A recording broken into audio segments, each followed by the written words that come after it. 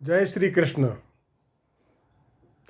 सच्चिदानंद रूपाय विश्वोत्पत्त्यादि Hathaway तापत्रय विनाशाय श्री कृष्णाय वयम नमः। पूर्व काल की बात है, तुंगभद्रा के तट पर एक ब्राह्मण देवता रहते थे। उनका नाम था आत्मदेव। उनकी पत्नी, उसका नाम था धुंधली, गृह कार्य में बड़ी कुशल पर बड़े मलिन स्वभाव वाली थी। आदि वय व्यतीत हो जाने तक उनके पुत्र नहीं हुआ। धन का संग्रह खूब हुआ पर पुत्र नहीं हुआ। तब पुत्र प्राप्ति के निमित्त वह धन का व्यय करने लगे। बड़े उपाय करवाए पर उन्हें पुत्र लाभ न हुआ, संतान की प्राप्ति नहीं हुई। इस प्रकार जब उनका आधा धन, आधी संपत्ति नष्ट हो गई, तब वह एक दिन वन में चले गए। वहाँ उन्हें एक सन्यासी के दर्शन हुए। वह मुखमंडल से ही सिद्ध प्रतीत होते थे। ब्राह्मण आत्मदेव ने अपनी व्यथा उन साधु महात्मा के सन्यासी के समक्ष रखी।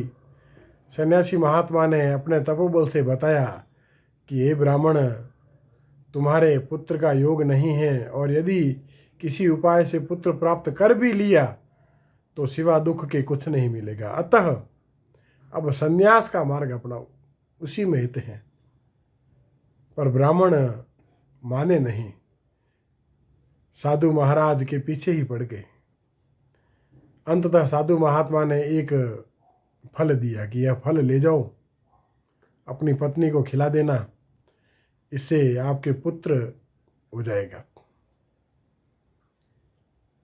पर ध्यान रखना, गर्भ ठहरते ही पत्नी को गर्भ ठहरने से पूर्व और जब तक संतान न हो जाए तब तक श्रीमद् भागवत का श्रवण करवाते रहना, अन्यथा पुत्र कुपुत्र हो जाएगा और कुपुत्र दुख का कारण हो जाएगा। ब्राह्मण देवता ने आकर अपनी पत्नी को वह फल दिया। पत्नी सोचती है कि अधेड़ अवस्था में यदि मैं संतान उत्पन्न करूंगी तो मेरा यह रूप यौवन नष्ट हो जाए, अथवा मैं स्वयं ही कहीं मृत्यु को प्राप्त न हो जाऊं, क्या करूं। उसके पास कोई अन्य उपाय नहीं था और वह स्वयं प्रसव पीड़ा से बचनी चाहती थी। उन्हीं दिनों उसकी बहन आई हुई थी, वह गर्भवती थी। बहन ने कहा कि ऐसा करो धुंधली, मेरे संतान होगी, वह संतान मैं तुम्हें दे दूंगी और तुम बदले में कुछ धन दे देना, उससे मैं अपने पति को मना लूँगी। मेरे पहले भी संतान हैं, मेरे घर में धन का अभाव है और तुम्हारे पास पर्याप्त धन है। मेरा भी कार्य सध जाएगा और तुम्हारा भी कार्य सध जाएगा। धुंधली को उसकी बात रुचिकर लगी। उसने अस्तु कह दिया और वह फल जांच के लिए अपने घर की गाय को दे दिया। इधर ब्राह्मण देवता तीर्थाटन को चले गए। पीछे अवधि व्यतीत हुई और धुंधली की बहन के पुत्र हुआ। वह लाकर उसने धुंधली को दे दिया और गाय के भी एक पुत्र हुआ, पर उसके कान गाय के समान थे, शेष सारा शरीर मनुष्यों के समान था। कुछ समय पश्चात ब्राह्मण देवता आए तो धुंधली ने कहा, यह मेरा पुत्र है और देवयोग से मेरे दूध नहीं आ रहा, आयु के कारण अथवा किसी अन्य व्याधि के कारण, और यह मेरी बहन है, इसके हाल ही में संतान हुई थी और वह मृत हो गई, तो इसके थनों में स्वाभाविक रूप से दूध है, तो मैंने अपनी सहायता के लिए, सेवा के लिए इसे भी बुला लिया। अब यह मेरे पुत्र का भी पालन कर रही हैं और मेरी सहायिका भी बनी हुई है, इसके लिए मैं इसे कुछ धन दे दूंगी। और यह गाय का जो पुत्र हुआ है, इसे भी संभालिए। हमारे आंगन में 2 पुत्र हो गए।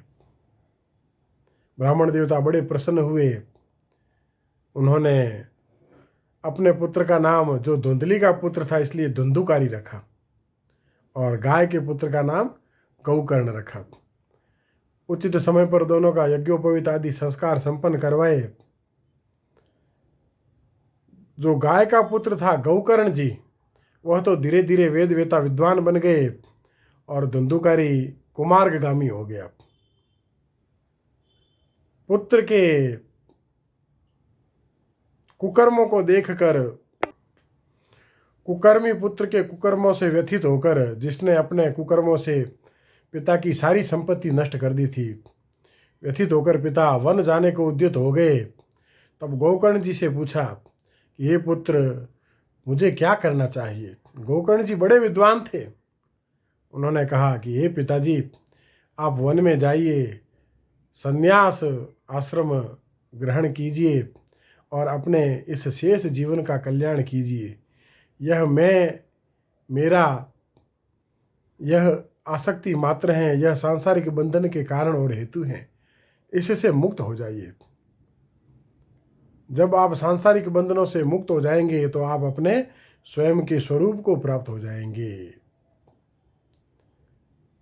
ब्राह्मण आत्मदेव वन को चले गए। पिता के चले जाने पर धुंधुकारी और भी क्रूर हो गया, माता को कष्ट देने लगा और गौकर्ण जी भी तीर्थ यात्रा को निकल गए। पिता के जाने पर धुंधुकारी माता को बहुत कष्ट देने लगा। एक दिन भयग्रस्त माता कुएं में गिर पर काल के गाल में चली गई। माता के चले जाने पर धुंधुकारी पूर्णतः निरंकुश हो गया और उसने 5 वेश्याओं को लाकर अपने घर में स्थान दे दिया। अब वह उन्हीं में रमा रहता और वह 5 वेश्याएं उसका नाश करने लगी। अब वह उन वेश्याओं की तृप्ति के लिए धन चुराने लगा। एक दिन उन वेश्याओं ने सोचा कि कभी राजा के अनुचर आएंगे और इसके साथ हमें भी दंडित करेंगे,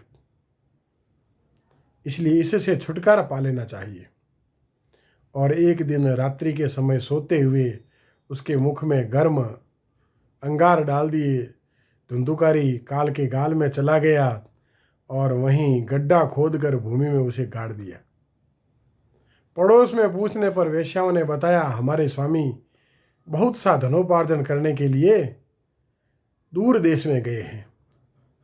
इस प्रकार बात करके धीरे धीरे अवसर पाकर सभी एक एक करके उस ग्रह का त्याग करके चली गई। और वह धुंधुकारी जो अपने कुकर्मों के कारण अकाल मृत्यु को प्राप्त हुआ था, अधोगति में पड़ा और बड़ा ही भयानक प्रेत हुआ। काल के प्रभाव से कुछ समय व्यतीत हुआ। गौकर्ण जी अपने गांव में आए। आधी रात में उन्होंने गांव में प्रवेश किया था। सुबह जब गांव वालों को समाचार मिला कि महात्मा गौकर्ण आए हैं तो सभी उनसे मिलने आने लगे। रात को एक अद्भुत घटना घटी। गौकर्ण जी अपने आंगन में खाट पर सोए हुए हैं तो एक बवंडर उनके सामने प्रकट हुआ। गौकर्ण जी ने हाथ में जल लेकर अभिसिंचित करके जब छिड़का तो काले काले घने भयावह रूप में उनका भाई प्रेत रूप में प्रकट हुआ। और धुंधुकारी ने कहा कि ये भ्राता, मैं प्रेत बन चुका हूँ, मुझे इस गति से मुक्ति दिलाओ। गौकर्ण जी ने कहा कि तेरी मृत्यु का समाचार मुझे मिल गया था, देवयोग से मैंने जान लिया था। मैंने तभी तेरे सारे कर्म तीर्थों में ही संपन्न करवा दिए थे और प्रत्येक तीर्थ में मैंने तुझे तर्पण दिया है, फिर भी तू इस अधम योनि में कैसे पड़ा हुआ है। तेरे लिए अवश्य कुछ विशेष करना पड़ेगा। अभी तू जा, कल तुझसे बात करता हूँ, तेरे लिए कुछ करता हूँ। और रात को गौकर्ण जी सोए। सुबह जब गांव वाले मिलने आए तो गौकर्ण जी ने उनके सामने यह बात रखी। तब जो वयोवृद्ध ब्राह्मण थे, विद्वान थे, उन्होंने कहा कि हे गोकर्ण जी, यह जो सूर्य नारायण भगवान हैं, यही कुछ मार्ग बता सकते हैं, अन्य कोई इस संबंध में मार्ग बताने में सक्षम नहीं है। तब गोकर्ण जी ने सूर्य भगवान की आराधना की और सूर्य भगवान ने प्रकट होकर आदेश दिया कि हे गोकर्ण जी, आप धुंधुकारी की मुक्ति के लिए उसे भागवत कथा सुनाइए, उसी से उसकी मुक्ति होगी। धुंधुकारी की मुक्ति के लिए गोकर्ण जी ने सप्ताह श्रवण की विधि से भागवत कथा का आयोजन किया। उस आयोजन में सभी आकर बैठे, पर धुंधुकारी कहाँ बैठे, तो उसने देखा एक बांस जिसमें 7 गांठें थी उसके निचले पोरवे में आकर बैठ गया। क्योंकि वह वायु रूप था, वह कहीं स्थिर नहीं हो सकता था, उसे वायु का वेग उड़ा ले जाता। वह बांस की पोले भाग में नीचे से प्रवेश कर गया।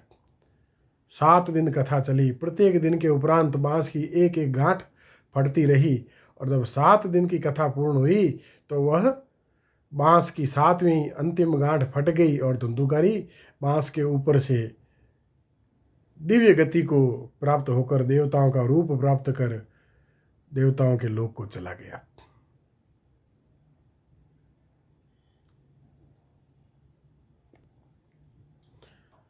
इस प्रकार उसकी मुक्ति हो गई।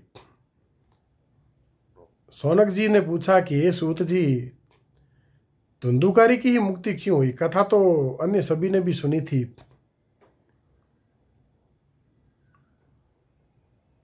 तब सूत जी ने कहा, कुछ समय पश्चात पुनः गोकर्ण जी ने वैसी कथा का आयोजन रखा और उस कथा में जो भी श्रोता आए सभी की मुक्ति हुई।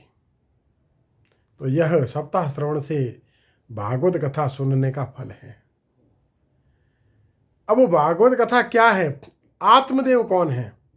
यह जो हमारी आत्मा है, मनुष्य की जीवात्मा है ना, यही आत्मदेव है। हमारी आत्मा देव है, क्योंकि ममे वांसो जीवलोके जीव भूता सनातन, मम एव अंशो, उसी का परमात्मा का अंश है यह जीवात्मा, इसीलिए यह देव कही गई है। इसलिए आत्मा क्या है? देव, आत्मदेव। और धुंधला क्या है? जो माया है ना, यह धुंधली है, यह स्पष्ट नहीं है। इस माया के फेर में फंसकर आत्मा अधोगति को प्राप्त हो जाती है। तो इस आत्मदेव की पत्नी सहचरी कौन है? माया, धुंधली इसकी पत्नी है। और माया बड़ी प्रपंची है, बड़े प्रपंचों में उलझा देती है। और जब आत्मदेव माया के व्यापार में, व्यामोह में फंस जाता है, तब धुंधुकारियों की उत्पत्ति होती है। पर आत्मा का गुण सत्व है, इसलिए कोई गोकर्ण भी उत्पन्न हो जाता है। आत्मदेव जब माया के चंगुल से छूटे तो गोकर्ण के परामर्श से सदगति संतों के मार्ग की ओर गमन कर गए। महाजनों गतः सा पंथा, उसी पंथ को उन्होंने अपना लिया। पर धुंधुकारी की गति, अब धुंधुकारी क्या है? प्राण वायु है। जैसे कर्म करेगा प्राण, वैसी ही गति को प्राप्त होगा। और गोकर्ण जी जब सदोपदेश करते हैं, सदुपदेश पाकर धुंधुकारी 7 गांठें तोड़ता हुआ ऊपर चला जाता है। यह जो 7 गांठें हैं ना, यह मूलाधार से सहस्त्रार पर्यंत के 7 चक्र हैं। इन्हीं 7 चक्रों को भेदता हुआ जीव का आत्मा, प्राण जब सहस्त्रार से गमन करता है तो वह सदगति को प्राप्त करता है, मोक्ष को, मुक्ति को प्राप्त करता है। और अधोगामी मलमूत्र के मार्ग से देह त्यागने वाले की गति कैसी होती है सभी जानते हैं। इसलिए प्रयास यही हो कि यह 7 गांठें तोड़कर सहस्त्रार से प्राणों का त्याग हो, तभी सदगति की प्राप्ति होगी। और सूत जी ने पूछा कि मात्र धुंधुकारी की ही गति क्यों हुई? तो धुंधुकारी तन्मय होकर प्रणवो धनु सरोह्यात्मा ब्रह्म त लक्ष्य मुच्यते अप्रमत्तेन वेधव्यम सर्वतन्मयो भवेत। तन्मय होकर, बाण की भांति, धनुष पर चढ़े हुए बाण की भांति अपने लक्ष्य पर दृष्टि और ध्यान टिकाए, बस उसी वाणी को सुन रहे थे जो उसे मुक्ति देने वाली थी। पर शेष कथा में तो आए थे, पर अपने अन्य लौकिक वार्ताओं में भी व्यस्त थे, इसलिए उनकी मुक्ति नहीं हुई। पर जब उन्हें यह ज्ञात हुआ, तब अगली कथा में उन्होंने भी तन्मय होकर भाव से शब्द के मर्म को जाना समझा, और वह भी मुक्ति के मार्ग के अधिकारी बन गए। अधिकारिता, मुक्ति की अपनी अधिकारिता होती है। और कथा सप्ताह श्रवण इसीलिए कि नित्य निरंतर सत्संग चलता रहना चाहिए। जब नित्य निरंतर सत्संग चलता रहेगा, तभी मुक्ति का मार्ग प्रशस्त होगा। एक बार में सदगति नहीं आती। करत करत अभ्यास से जड़ मति होत सुजान, रसरी आवत जात शेर सिल पर पड़त निशान। एक ही क्रिया नित्य निरंतर होते रहनी चाहिए, सत्संग सदा होनी चाहिए। इसलिए सत्संग का फल अमर है। सत्संगत अमर जड़ी है। बस सत्संग करते रहिए, उसी से आपका जीवन की गति का मार्ग प्राप्त होगा। ओम तत्सत तत्सत तत्सत। ओम शांति शांति शांति।